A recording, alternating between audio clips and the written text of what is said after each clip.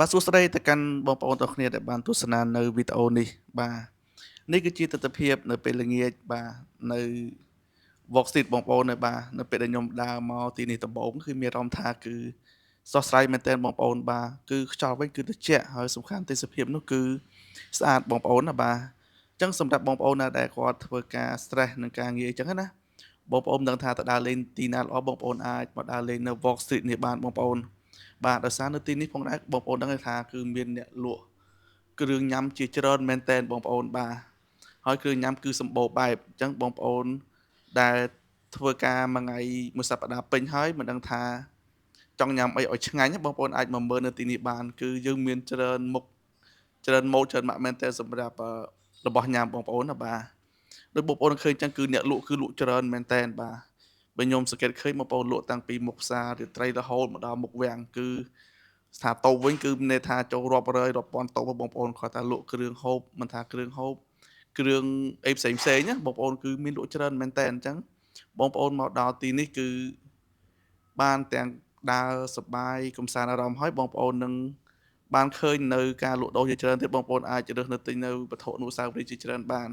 សម្រាប់បងប្អូនមកមើលទៅគឺដឹងហើយថាគឺមានការលក់ច្រើនមែនតើបាទ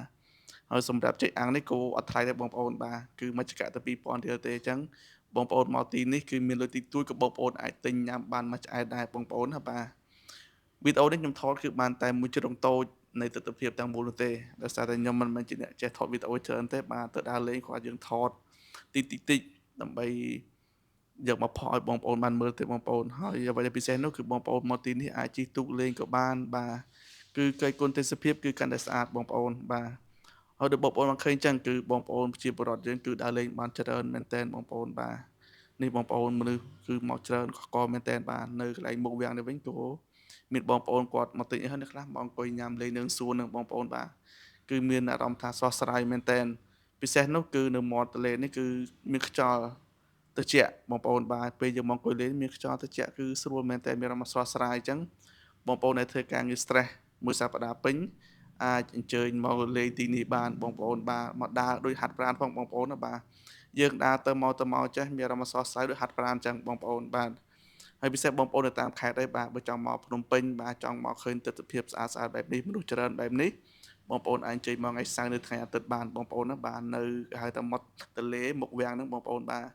ហើយការលក់វិញគឺមានតាំងពីមុខផ្សាររាត្រីរហូតមកដល់មុខវាំងគឺអ្នកលក់ច្រើនមែនទែនបងប្អូនហើយ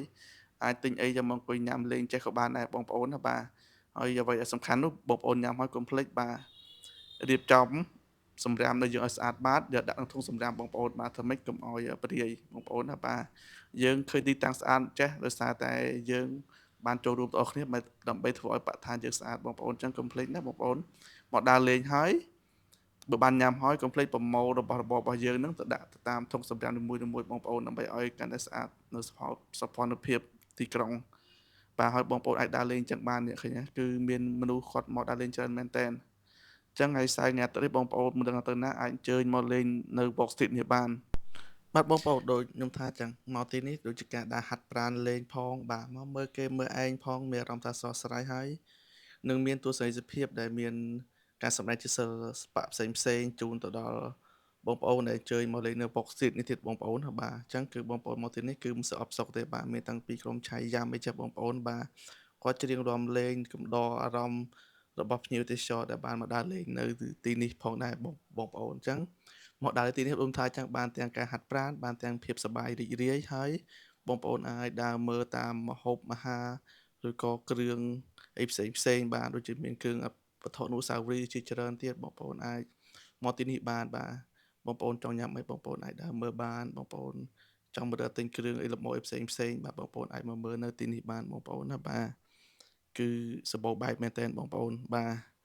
ហើយបើនិយាយពីរឿងរបស់ញ៉ាំអីវិញគឺធូរថ្លៃមែនទែនបងប្អូនបាទដូចជាណែមនេះអី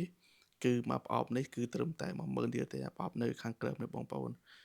នទិញហើយអាចញ៉ាំបានឆ្ងាញ់ភ្លាមៗតែម្ដងអញ្ចឹងបងប្អូនណាដែលចង់មកលេងនៅចុងសប្តាហ៍កុំភ្លេចមកលេងនៅ Box Street បាទថ្ងៃសៅរ៍ថ្ងៃអាទិត្យមានរបស់ញ៉ាំជាច្រើនមុខបាទមានគ្រឿងលេងផ្សេងៗបាទជាច្រើនមុខផងដែរ